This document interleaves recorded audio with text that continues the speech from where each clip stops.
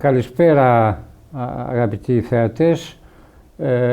Έχουμε σήμερα κοντά μας τον Yunus Soner, πολιτικό επιστήμονα και δημοσιογράφο από τη Τουρκία, που επισκέπτεται τη χώρα μας και τον καλωσορίζουμε με την ευκαιρία αυτή.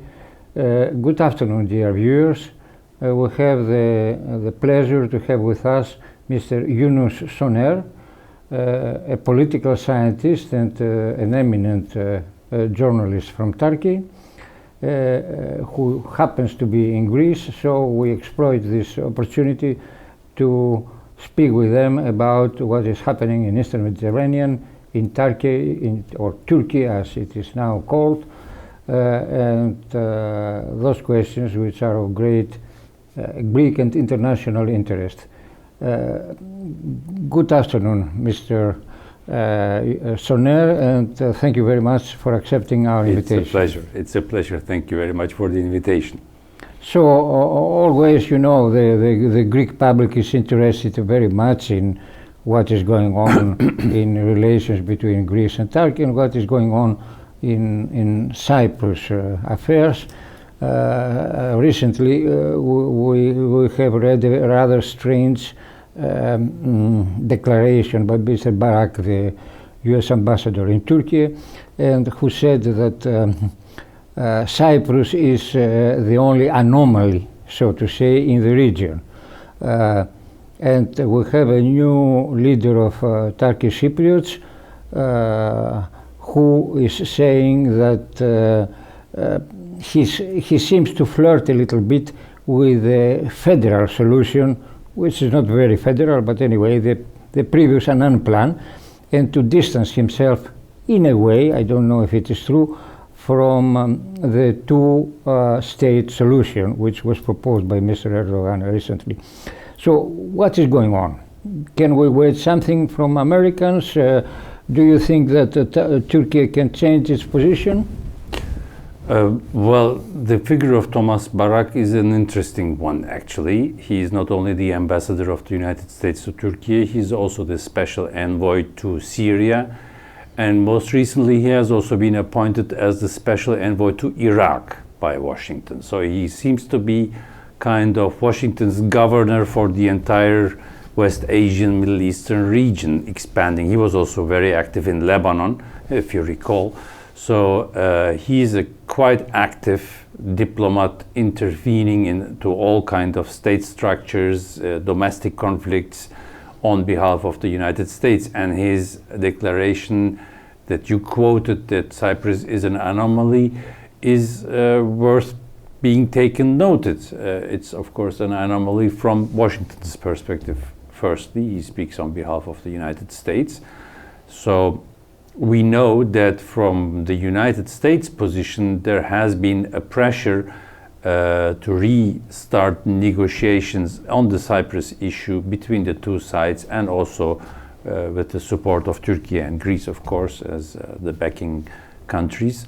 So it's noteworthy that he makes these statements, and there are some rumors actually that Trump will, as he did so in the Caucasus, with his Trump route between Armenia and Azerbaijan, and he did so in Gaza with this so-called Board of Peace, which is nothing else but a neo-colonial project, that he will also lay his way on the issue of Cyprus, take the issue into his hands, and pressure, above all, Ankara to get back to the negotiation table. These are rumors that are widely spread and have not been denounced in Ankara until now. In Turkey, the statements of the president of the Turkish Cypriot part have been reported widely, but have not been commented upon very much by the Turkish government until now, which is also astonishing given the recent years' position regarding Cyprus from Turkey. But there is also no public support for that. So you will have to wait and see how that evolves, how much the United States will put real pressure behind their position to restart negotiations, maybe to restart them, by the way, also outside of any UN regulation, because we know that Trump does not like the United Nations, Mm-hmm. he does not like the UN structure, he does not like to submit to the UN regulations. And so, international law also. and international law. So He believes that his own will and his own mind are sufficient to guide the world affairs. Exactly, and he has also quite close ties to the energy sector, which is one of the important issues around Cyprus, obviously. So if his administration decides to really enter the issue, then we would have to expect something very on the level of leaders between Trump and the Greek Prime Minister, the Turkish President, and the Cyprus leaders, outside of very institutional frameworks or outside UN regulations. But that remains to be seen. But there is some movement around the Cyprus issue, that's for sure. So there is a probability. I imagine that Mr. Trump, if he comes, he has two positions possible: either to adopt the two-state position of Turkey in recent years, or to adopt something on the basis of a non-plan or a plan similar to this. I cannot imagine something else. But by the way, there is a United States and British strategy since many decades to get Turkey into the European Union. And especially now, with the European defense, they are interested very much in developing. So, but in order to do that, they have to solve somehow the Greek-Turkish problems and the Cypriot problems, because otherwise it will be very difficult. But let us wait and see what Mr. Trump has in his mind. And that point, I do not fully agree with you, by the way. I don't think that the United States' position was to get Turkey into the European Union. Their position was to tie Turkey at the doors of the European Union, which is not the same.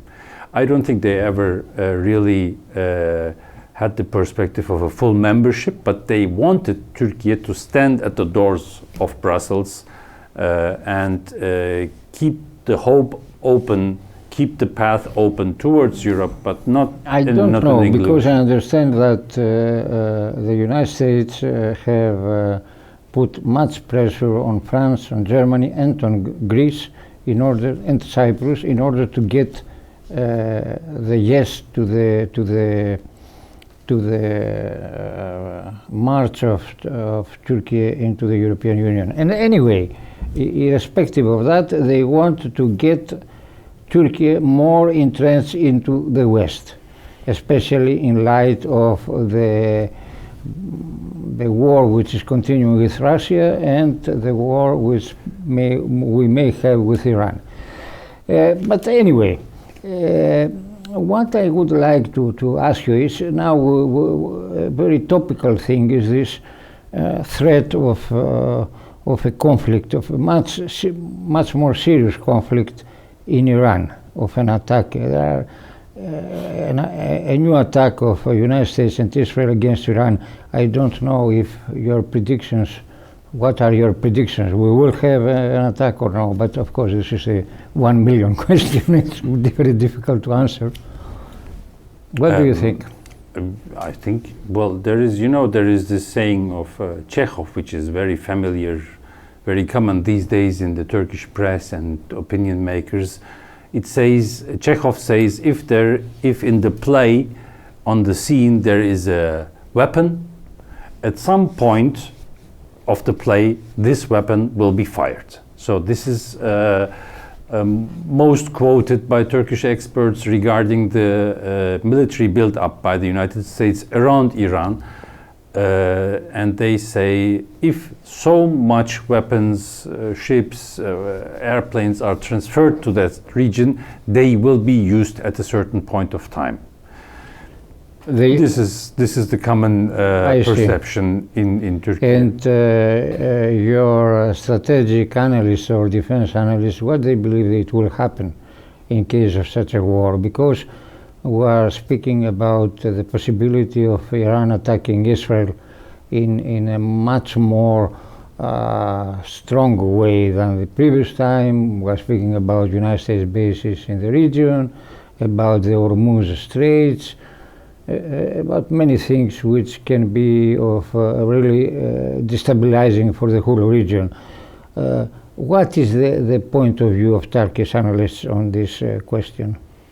Well, my personal point of view is that Iran is here providing a very important defensive position, not only on their own behalf, not only on behalf of their own sovereignty, but also to a certain degree for the entire humanity, because we are facing a United States administration that has been using violence outside of any international law and in clear ignorance and negligence of this international law against different fronts. We have seen this in Gaza, we have seen this in the hijacking of the Venezuelan president, Nicolas Maduro, we have seen this in all their military interventions, and this is just like the next step they're preparing to. So resisting to this... The Cuban embargo also, because if they continue like that, they will provoke a new genocide in Cuba, like in Gaza. The piracy that they are conducting on the different seas of the world, they are hijacking oil tankers in the Indian Ocean. So I think the resistance, the military resistance against this is a very important thing, which will, of course, which would destabilize the region, which is anyhow not very stable. The Middle East is not a very stable region. But I think there are two different conflicts that will happen simultaneously. The one is between the United States and Iran, which will be a military conflict, which would be a military conflict, and the other would be one inside Iran, because there you have to remember that the current government of Iran is a so-called reformist one. So they are in favor of negotiating with the West. They are quite critical of relations with Eurasian countries such as China and Russia. Meanwhile, the how do you say, well, the conservatives, as they are commonly called, they reject negotiating with the West. They don't trust the United States or Western powers, and they more support Iran's reorientation towards Asian powers. Both forces have also different concepts for regional politics. For instance, Iraq, Iran's neighbor, or Syria. The reformists were long criticizing Iran's influence in Syria.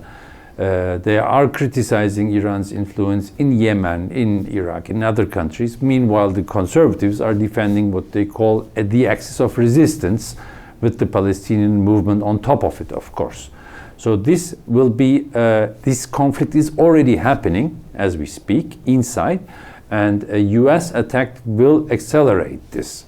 Will accelerate that, or will help orient, necessarily consolidate the regime? Because in a country which is attacked from outside usually, and we have seen this in last June, usually everybody is consolidating around the leadership. It is very difficult to be against the government. Definitely, definitely. But again, there is the government and there is the conservative, the religious authority. The government right now is a reformist one, but definitely a US attack moves forces from the reformist side, from those who appease the West, let's say, to the non-reformist, more independent side. And this is, I think, something that the United States is also calculating. They are also calculating about how a military intervention, military attack would move the balance of power inside Iran. Notice that Rubio, for instance, frequently attacks the Shia leadership, as he calls it. He just recently made a statement about that they don't think in geopolitical terms. Well, I do think they think in geopolitical terms, by the way, but it's noteworthy that he's targeting them And clearly the United States bets on the reformist side gaining power, but their strategy until now serves more the conservative, more the radical side inside Iranian politics. And it is not only the strategy of the United States, it is the strategy of Israel, in particular of Benjamin Netanyahu, the forces which dominate Israel. And I think from Netanyahu's point of view, the choice is very severe, because if he permits to the Iranian regime to survive, then his whole strategy of somehow conquering all the Middle East will have failed. If he attacks, he will assume very big dangers for his own country, and he has an enormous influence in Washington itself. I don't know if in Washington itself who is more, in the long run at least, who is more powerful, he or Mr. Trump? Oh, that's Mr. Trump. I'm pretty sure about that. I think I'm pretty sure about that. And I think Trump occasionally that makes Netanyahu feel that fact too. So, but that's clearly, they have two different perspectives. Israel's perspective is more limited to itself and its region, its neighbors extending until Iran. The United States Trump administration has a wider perspective. It includes, of course, West Asia, but goes beyond. It includes the Caucasus, it includes Central Asia, it includes the issues with Russia and China. So they have a, let's say, as they are the bigger imperialists, they have a broader angle. And I think sometimes there is disagreements between those two very close allies, obviously, because Israel insists on the Iran issue and the military solution, while the Americans are evaluating this in a broader scope. But they are, of course, allied. But just one remark to what you said about Turkey's position. The Western perception or the Western design for Turkey's positioning has changed in the last 20 years. Before, Turkey was considered a European country, an ally of the West, a NATO member, very close to Europe, and but in these last 20 years, Turkey was given a different role by the West. And this is a role which is not so obviously close to the West. It is a role which is where Ankara is allowed to be autonomous, where Ankara is allowed and is pushed actually into the Middle East, into Central Asia, is pushed away from Europe. Brussels does not want Turkish leaders all the time going to the headquarters of European Union, negotiating, demanding stuff. What they want from the leaders in Turkey, in Ankara, is that these are meddled into Middle Eastern issues. These are meddled into Ukrainian issues, into Central Asian issues, and as a power which seems to be autonomous, which seems to be a possible mediating power, a possible balancing power. So this is very important, because you won't see in Turkey, of course, this is a matter of perception and of presentation, but the role that Ankara was given is a different one than it had been before the arrival of President Erdogan, for instance. In the 90s, Turkey was always in Washington, always in Brussels, presenting itself and being welcomed as a Western country. Now it's not like that anymore. They want Turkey to be a Middle Eastern country, and this. But you imply that this is more of a game than a reality. That somehow West needs Plan B. I mean, some mediating power, some. I think this is more a game than. It is politically, it's not a reality. Politically, the Turkish economy lives off its ties to the West. It works with European capital. It works mainly with European tourism. It exports to Europe. And the Anatolian tigers? And the Anatolian tigers do so too. They are not allied or in business with China or Russia or whatever. They did expand their activities a little bit to the Middle Eastern region. That's true, but the main industrial base of Turkey's economy is still tied to the West. We are part of the customs union, and we are depending on Western capital to invest in Turkey. We are depending on euros and dollars coming into the country. So this has not changed. This is the reality. In case we have an attack against Iran in the days or weeks that are coming, what will be the position of Ankara? Ankara will condemn the attack in speaking, but that will be all. I see. But it will not cooperate actively with Americans, you think? Or it will cooperate in a way that it is not obvious? It will not openly support a military invasion. There are some military bases of the United States inside Turkey, which are also used by the United States Air Force. Their position has not been discussed by the government. Mm-hmm. There has not been any closure. For instance, we had this situation in the invasion of Iraq, 2003, where the Turkish parliament rejected the transfer of US soldiers via Turkey. So we don't have such a situation right now. Turkey will condemn diplomatically the attack. But and what your analysts believe? The United States will win? We will have a different result? What will happen? Difficult to say. If the other one was the 1 million question, this is, I guess, the 10 million question. Okay. I think this is a quick. The United States' hand is not as strong as it may seem. It's clear that, but it depends on how you define victory. The US will not occupy Tehran. The Iranian military will not sink a huge number of US ships. That will also not happen. So a military victory in that clear sense will not happen. I think this is also an issue about who can stand longer the war, mm-hmm. who can resist the effects of the war. In that context, we must remember that Iran is a battle-proven country. Iran has been in the war with Iraq, a serious, huge war during years. Iran has been living under sanctions for years. And it seems that the Israeli dome is not proof. I mean, yes, there are holes there. Yes, there are holes there maybe too.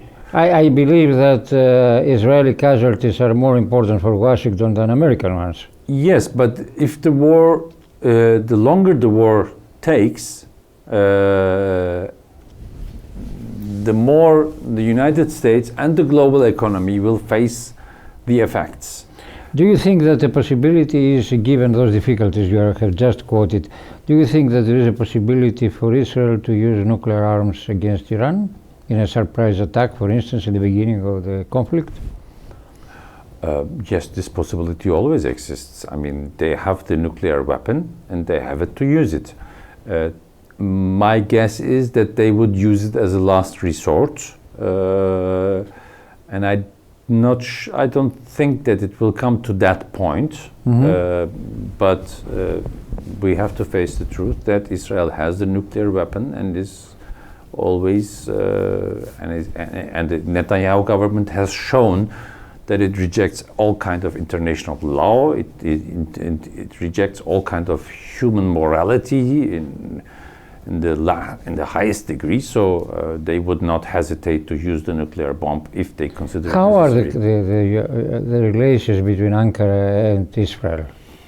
The relations between Ankara and Israel are politically tense, but there is a lot of diplomacy also going on in the background. The commercial relations have been lowered a bit, but reports indicate that they have not been cancelled completely. And Turkey has joined the Board of Peace, which will convene, I think, these days. Turkey wants to send military to Gaza within the International Stabilization Force. Turkey wants to get business in the reconstruction, which is an important sector in Turkey. So there is also in the background, there are talks. There have been talks also to avoid an escalation on Syria, for instance, where both countries are present militarily.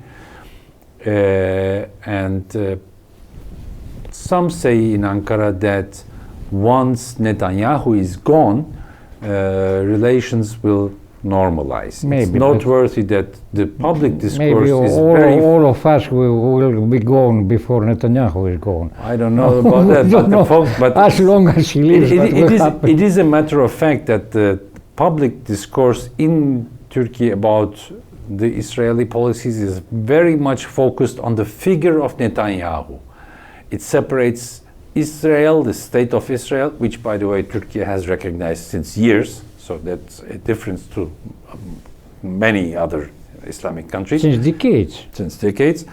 So there is the state of Israel, and then there is the figure of Netanyahu. And criticism is very much focused on Netanyahu. So once he's gone, also official relations might improve. I was wondering, because Israel has a huge influence on US policy, how they have permitted to Syria, to the Syrian government, to attack so badly Kurds, and especially they had also the agreement of Mr. Barak himself. So some people say that maybe Turkey has promised something regarding Iran to be able to get something in Syria regarding Kurds. What do you think? What is happening here? What is happening with SDF and Syria? First of all, the SDF has been founded by the United States, has been financed by the United States, has been armed by the United States, and recently it has been forced to the negotiation table by the United States. So, and why did Washington do so? I think Washington and this Thomas Barak as their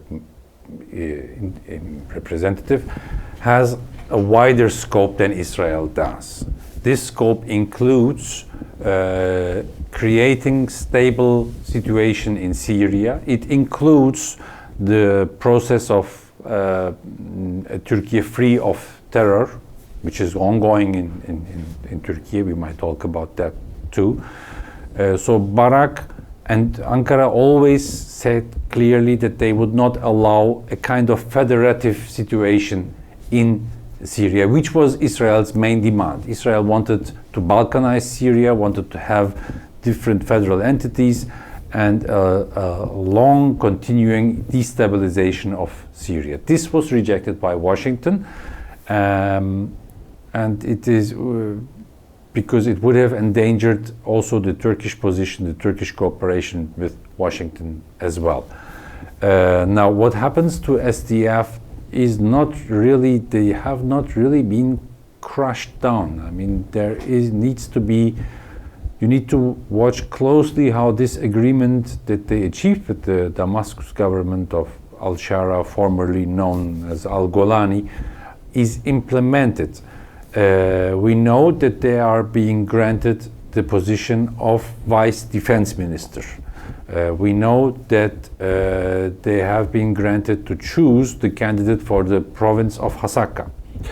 And we also saw recently in the Munich Security Conference how the Syrian foreign minister sat side by side with Mazlum Abdi, the commander-in-chief of the SDF, at the negotiation table with Marco Rubio. So they are not in that sense being eliminated. They have also been given a certain status, promised a certain status within the upcoming Syrian constitution, legalization of their citizenship. Recently they have been given a certain financial autonomy. What is true is that the flag and the region they display on their flag, this Euphrates separating the east part as a different entity, this will not happen. But this would have been very difficult ethnically anyhow, because that part is in part populated by people who are of Kurdish origin, but mostly, if you recall, places such as Raqqa, Deir ez-Zor, and also Hasaka, by Arabs. So that was not a very viable idea to get all this part for a Kurdish autonomous separate region. But as I said, it was a crucial thing. They had to clear away a stone, they had to move away to open the path to continue the process in Turkey, which is an interesting one. But clearly this has been an agreement mediated by the United States, or imposed even by the United States on all the actors. And what it will not provide is a kind of Syrian national unity. It will not at all provide a Syrian independence.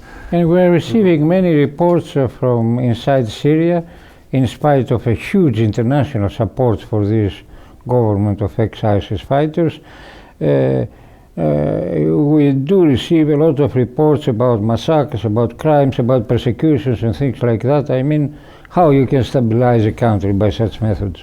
Even if these massacres stop, I mean, for one side, you have to remember that the Syrian government and the so-called Syrian army is still very far away from all concepts of army, of discipline, of chain of command, of acting legally. These are still armed people, now legalized as the army, but this is not a regular army yet.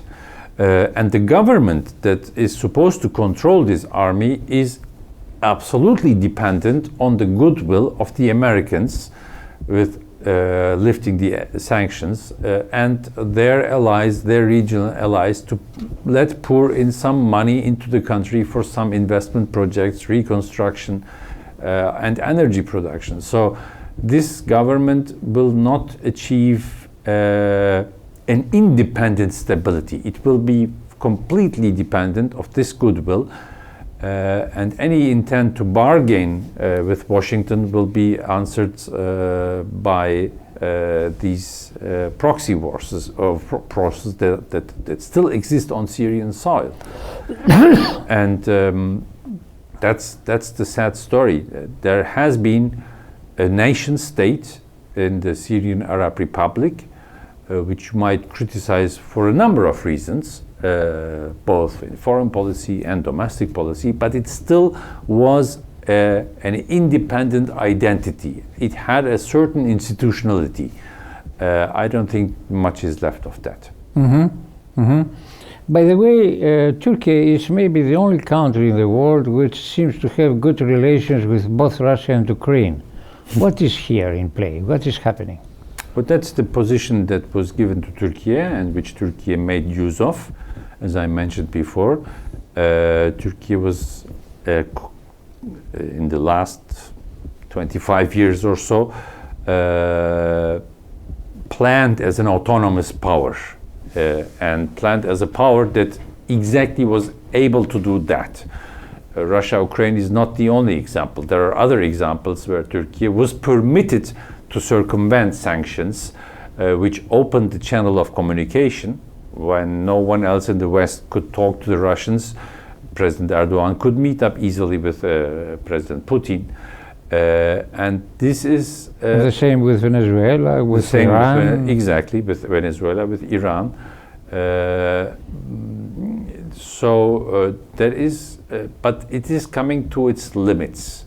Mm-hmm. We must emphasize that. The Americans are every time more and more pressuring Turkey to cancel existing relations with Russia, The Europeans also, they have the recent sanction package they approved. For instance, targets the Turk Stream, which transports Russian gas to Turkey and from Turkey to Europe as well, to some Balkan countries and I think to Hungary as well. So this relative autonomy that Turkey has enjoyed in relations with Russia is being abandoned and pressured more and more. Mm-hmm. And that will be a difficult process for the country, because there are mutual dependencies. Of course, Russia is providing a huge amount of energy. But what you say is one more indication that maybe we don't go to a peace with between Russia and Ukraine, or that Mr. Trump is using his supposedly pro-peace initiatives in order to use this window of opportunity to do what he wants without much Russian reaction. Because if we were getting near a peaceful solution, why put pressure on Turkey, on Turkey? Why put pressure on countries trading with Russia? I don't understand very well. Two things here. One, peace. If you consider peace just the absence of war, then you might get to peace. But if you consider peace as international relations where war is not needed anymore, I think in that sense, a fundamental substantial peace won't exist with Russia. And the non-substantial peace will exist, or the non-substantial peace is a kind of ceasefire, is frozen conflict. That might emerge to some point. But I do agree with your point that these negotiation processes until now have, from the Russian perspective, brought about the following results. Bashar al-Assad, a serious Middle Eastern Russian ally, was toppled. The Caucasus, traditionally the backyard of Russia, with Armenia and Azerbaijan, Trump has entered this region and is now building a Trump route for peace and whatever. Everything Trump is doing is for peace, Venezuela, even the many wars. Yeah, Venezuela, another important strategic ally of Russia, has been, let's say, now under huge US pressure, and Russian presence, assets, and diplomatic importance there is also being questioned. Reports say that also some Central Asian countries are moving away from good relations with Russia. And we also know that with this war, Russia has basically lost or is losing all its fundamental energy connections with the European countries. So there is a long negotiation process, meetings between Trump and Putin in Alaska, rounds and rounds and rounds of negotiations. And in the meantime, with Americans until now no result or even more sanctions. But at the same time, the Americans are getting chunks of what is the close geography of Russia, as I mentioned. And Syria. not only, because you know something, Latin America, especially Greenland also, in the North America, and Canada, and Iceland, where the United States ambassador said that he's feeling like a king of Iceland. Then he said that this is a joke, but this kind of jokes is quite strange. It is like securing all the Western Hemisphere and creating this new Star Wars which Mr. Trump has announced, and which if he's able to construct, I don't think it's very realistic, but if this is a project, if he's able to construct, then he can make a first nuclear strike against Russia or China with limited answer. So Cuba and Venezuela and Greenland are not just local affairs of the Western Hemisphere, they are strategic questions. Exactly. for the strategic balance, nuclear balance between United States and Russia, between the United States and China. Now, see, when this so-called special military operation in Ukraine started, it had two basic motivations from Moscow's side. One was defensive, stop NATO expansion, and one was quite offensive, actually, and that was to re-establish Russia as a global power which has to be taken seriously by the West. That was quite an offensive objective they had. I don't know if I would agree with you. Why offensive? In which way? I mean, in a sense, not offensive in terms of military, but offensive in terms of politics. They wanted. But every nation, small or big, wants, after all, normally to be taken seriously. And Americans were full of Russians for 30 years, after all. Well, but Russia is a nuclear power, and they have the history of the Soviet Union, the Cold War, and they had the concept that the future of, for instance, the European security architecture or global matters. Mali, what's going on in Mali? What shall happen in Cuba? That all these kinds of international issues, the United States should discuss them with Moscow. That was one of the objectives. What about the future of NATO? They wanted to have a say in that. And that objective is, until now, it is failing. There were dreams of a new Yalta. I'm sure you heard about these. There were a lot of publications in Moscow dreaming of a new Yalta. I never believed to that. I think one of my more successful articles was in 1992, when I said it was an atmosphere of eternal peace, now everything is solved, no more war. And I said that the new Cold War will begin from Kiev and Tashkent. Because the dissolution of the Soviet Union was not over. Formally it was done in December 91, but they had to continue with everything. And I think this is the nature of, this is the same thing that happened in the 20th century, even beginning from the end of 19th century. A capitalist system which is in crisis has produced fascism and imperialism. I don't see any difference. Anyway, this is my analysis. But to tell you the truth, I'm proud that based on this analysis I was able to predict what is happening. And I was very skeptical about Trump, you know, from the beginning, because they thought that Trump is anti-globalization. Of course he's anti-globalization in one sense. He wants to destroy the rules of globalization and all the rules and replace them by his personal decisions, as he said. Mm-hmm. We know who was the last figure in the West which has told such things. I don't need to repeat. But anyway, this is another question. But before you leave us, because I know that you have a lot of things to do, I would like to ask you about the internal situation in Turkey. What is going on? Who will succeed Erdogan? This is another 1 million question. Who will be the successor? And when the successor will come? Well, the next successor will come in the next elections.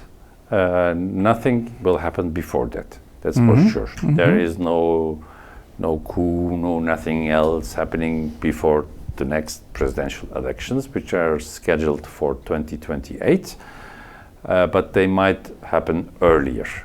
There are, within the governing party, there are different candidates that are already starting to present themselves. One of them is his son, Bilal Erdogan, whose name, none of them is officially a candidate yet, but their names are being talked about. One of them is his son, the other one is the foreign minister, Hakan Fidan. Other names are also slowly emerging. We'll have to see who wins the race there in their internal thing. But beyond the question who will govern the country, there is a huge discussion about the regime of the country. Mm-hmm. And this is connected to this process of Turkey free of terror, which has been ongoing now for more than a year. Started You by mean the reconciliation with the fighting Kurds? exactly the PKK. The PKK, the Workers' Party of Kurdistan, which has been defined always as a terror organization in Turkey, there has been a process of negotiation with their leader, Abdullah Öcalan, who is imprisoned, and also with their forces in northern Iraq about laying their arms as a part of a political process, not just surrendering, but as a part of a political process. Though the government always said this is not bargaining, the public opinion thinks that it is a kind of bargaining process. What we know until now is that a public discussion has started for months already about what should define the Turkish nation and how a new constitution should organize the state and the society. Now, this idea of a new constitution is not very new. The AKP has tried that before in 2011 to 2015. They had a similar process going on also with the PKK and their political branches. And that time it ended up with a kind of proposal of federalism in Turkey and ethnic nationalism represented politically. Now today these ideas have not come that clearly to the fore. But what is clear is that several forces want to change the definition of citizenship, the definition of the nation, the political definition of the nation, and they want to crown the whole process with a new constitution, which, by the way, then would enable President Erdogan to present himself again to the elections, because with the current constitution, he can only be again a candidate if there's early elections, because he has already been elected 2 times. Otherwise, he has to change the constitution. Exactly. When you say a different, definition of Turkish citizenship and nationality, that means to dissociate the two. Yes. You will be able to be, for example, a Turkish citizen of Kurdish origin, like we had in the Soviet Union. No, the idea is it's not it's in discussion. Okay, there is no official proposal for that, but for the time being, the Turkish constitution orients itself by the French Revolution. That means you are part of the nation by being a citizen of a state. No matter what your language is, no matter what your belief is, no matter where you were born. And the term Turkish is not an ethnic term in that context. It's just the state's name is Turkish, Turkey, so it's just the adjective to this state. Now, what ethno-nationalism is trying to achieve with Western support since years is to convert the nation into nations defined by ethnic criteria. So if your mother language is Kurdish, then you are part of the Kurdish nation and inside the Turkish state. The citizenship would then, in their concept, exclude the word Turkish or would turn it into an ethnic definition, saying the nation of, let's say, for instance, the Republic of Turkey consists of the nations of Turkish, Kurdish, Laz, and whatever other minorities or groups you might name.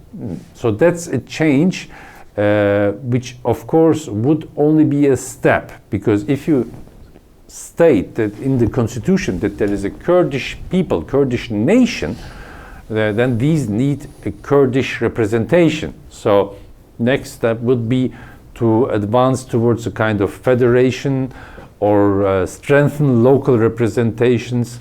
But this is a very difficult process because it endangers what in Turkey has not been touched upon since 100 years, which is the unitary apparatus of state. Bahçeli agrees with that?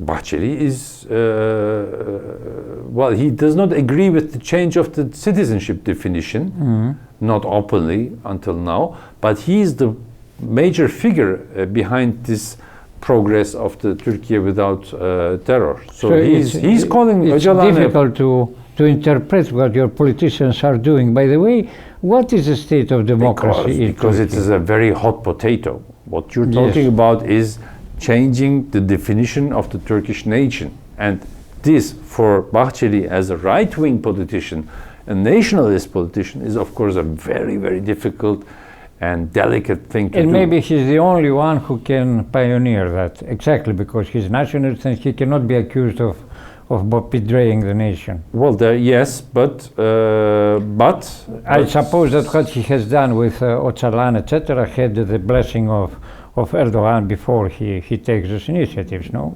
My guess is also that there has been communication. But remember that his party, approximately 10 years ago, had a vote of percentage of 17%.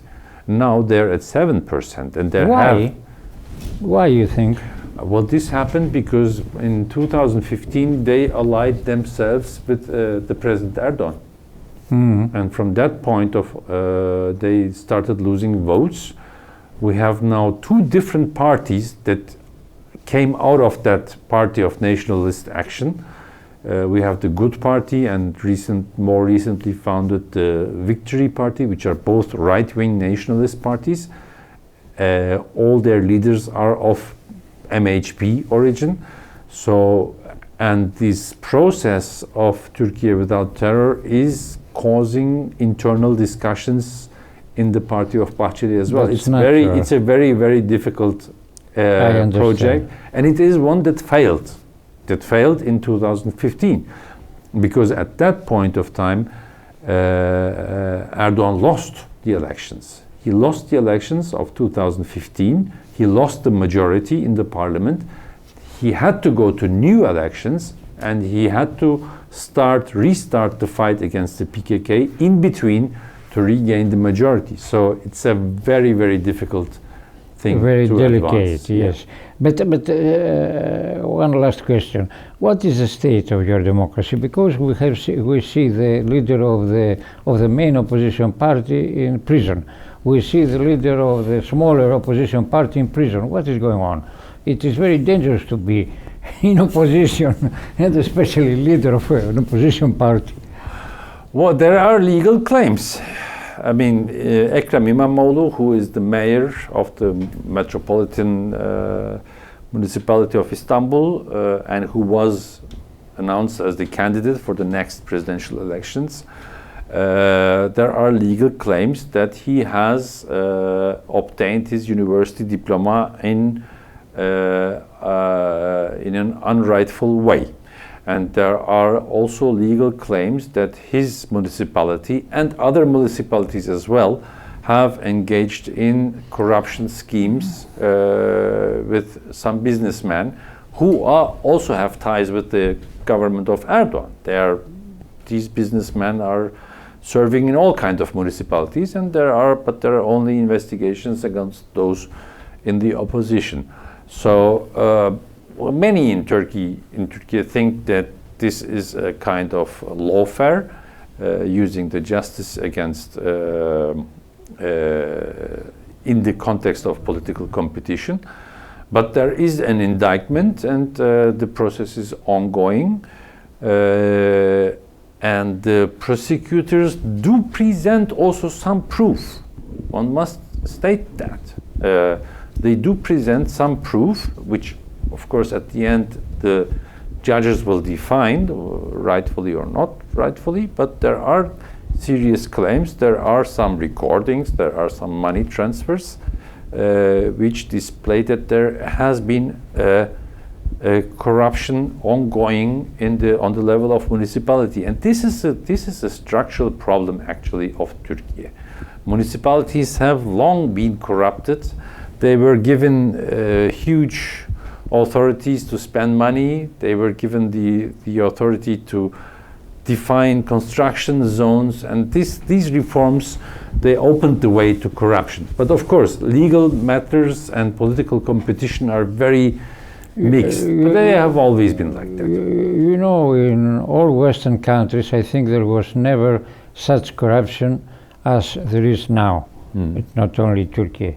But what we see is that this corruption is used, real or fabricated, is used to provoke political results. And we have seen it in France, we have seen it in other cases, how they are using it in order to produce, for example, Macron was elected because the president of the Gaullist, Fillon, was accused for some misconduct about salaries of European personnel, which of course is a misconduct. Nobody has a right to disobey the law, but it is not really important to the level of putting an obstacle to a candidate, presidential candidate. You see, this is not, those political problems are not for justice to be solved. We have also, we have seen what happened in Brazil with the trial against Lula and against, so we see also that justice has become more and more worldwide a weapon of the elites, of the dominant forces in the countries to destroy any serious opposition. And at the same time, they are not prosecuting the corruption of the governments in place. Yes, that's true. That's true worldwide, and in Turkey the perception is that these cases are political cases. This is the general perception among both voters of the opposition and voters of the government. That is the general perception, which the judiciary fights against. The Minister of Justice again and again repeats that no, these are legal cases and not part of, and the justice is independent.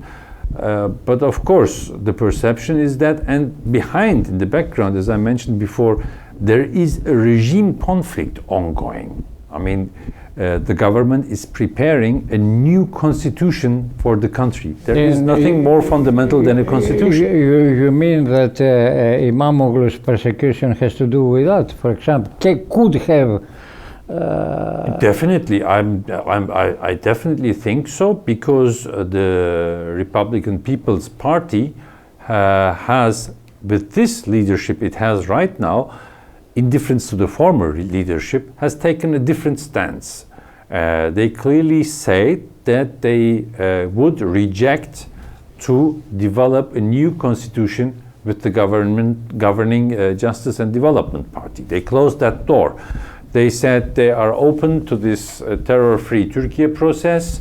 They might join certain laws which are being prepared in the parliament for amnesty and laying down arms, but they have closed the door to a new constitution. Now, this new constitution is the most fundamental process domestically that is ongoing. And the government has criticized that stance of Özgür Özel, who is the president of the Republican People's Party. They said, the government frequently said, that this rejection of that reform process is not wise, is not sustainable. And they called the Republican People's Party to get back into this boat of a new constitution. So I think this is one of the main reasons beyond political competition, why there is these cases as a pressure moment. But still, these are legal cases, and one has to wait what the judiciary says. The opposition has to find its way how to fight against these legal cases. There have also been a lot of defections. A lot of mayors have defected from the opposition towards the governing party. That's also noteworthy. it's a very between interesting... the different potential successors of Mr. Erdogan. This is only a question of personality, or there are political differences hidden? Do they represent different currents in the Turkish elite, or it is just personal ambitions? What do you think? Let's say until now none of them has declared officially candidacy, and none of them has presented a political reason for his being present. So until now, no one discusses in the Turkish public opinion the political content or the ideology that they might represent. Mm-hmm. The AKP is a very, very pragmatic party. It's mm-hmm. a very pragmatic party, and the candidates which the public opinion talks about are also very pragmatic people, so one has to wait a little bit longer.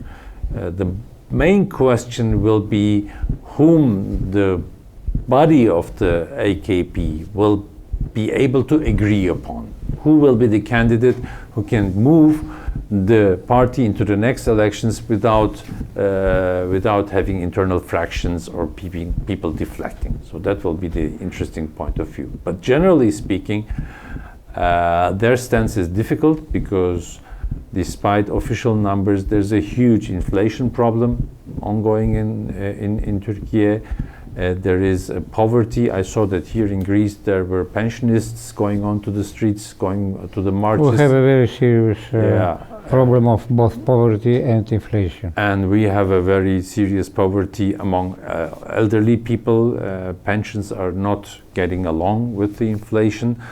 Low-income groups are affected very negatively with this inflation. They have not received a serious minimum wage increase. And that was not done. That was done with the justification of getting down inflation, which until now has not happened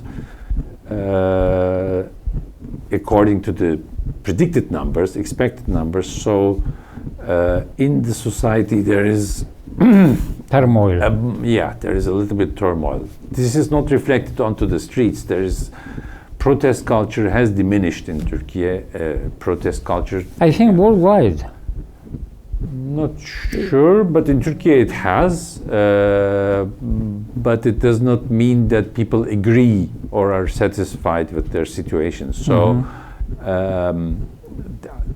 many say that the last municipal elections, where the oppositional Republican People's Party turned out the first party nationwide, was due to the economic situation, and this might repeat itself in the next elections as well. So that's a very fragile situation. This is a little bit, the socio-economic situation you are describing to me is quite similar to our own Greek situation. So thank you very much for your very valuable information and your opinions. And I wish you have a nice séjour in Athens. Thank you very much for the invitation again. Bye-bye.